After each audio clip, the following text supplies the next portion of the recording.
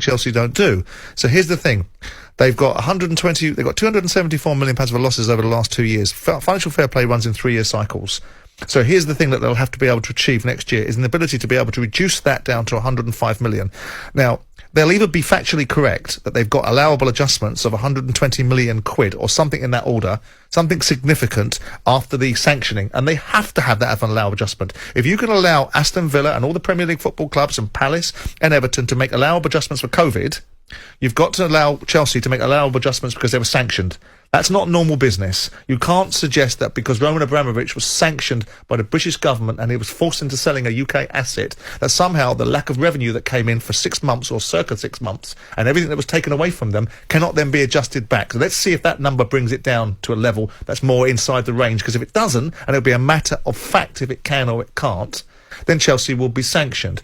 And the one way to get around that, potentially, if they've got to get down from 274 to 105, is then to add to the supplement of allowable adjustments by putting players in for sale. If they sell Conor Gallagher, who's a £40 million footballer, they sell Ruben Loftus-Cheek, who's a £40 million footballer, and they sell the other kid that we're discussing, Mason Mount, who's probably a £60 million footballer. They've just made £140 million worth of profit.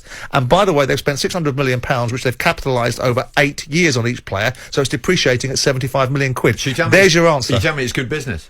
I'm saying it's practical, pragmatic business. But you're sacrificing some of your academy stars who many Chelsea fans would want to watch on a Saturday at 3. Too bad. That's not how it works in the real world. People don't want young players, they want top players. And if these young players, Ruben Loftus-Cheek has had 6 years to lay his claim at Chelsea of being a regular first-team player. He hasn't done it. Colin Gallagher's in and out, and he's a very good player, and we'd love to have him at Crystal Palace, but is he going to be able to move out some of these top players that have been brought in to achieve something? Debatable, right? So with all that in mind, Bowley, and whether he can achieve it or not is a different matter.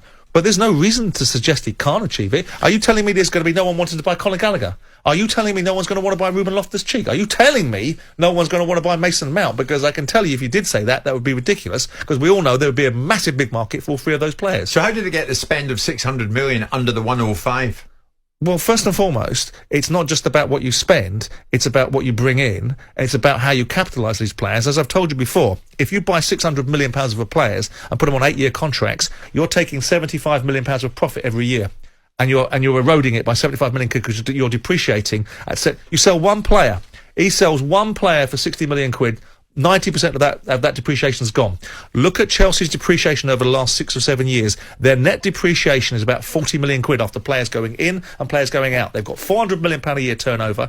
They will do this if they manage themselves properly. And the object of the aim of any football club owner is to manage himself properly. Is it risky, Simon? I mean, whichever way you look at it, they've got to be seen to get value in their academy stars. Everything, well, yeah, but by the same token, playing for the academy of Chelsea and being given an opportunity to get near the first team was once upon a time very similar to what Man United used to do. They used to get players out of their academy, stick them in the first team, play 1 or 2 games from them, flog them for top money because they played 1 or 2 first games from Manchester United. It's a proven track record that other football clubs have done. Because Bowley's doing it, and because of the nature of a £600 million spend, everybody's going, look at the state of that, but no one's thinking about the reality of what's actually being done here. But nobody's ever done it like this. Huge money, very long contracts. It's called Bowleynomics. I coined that phrase. But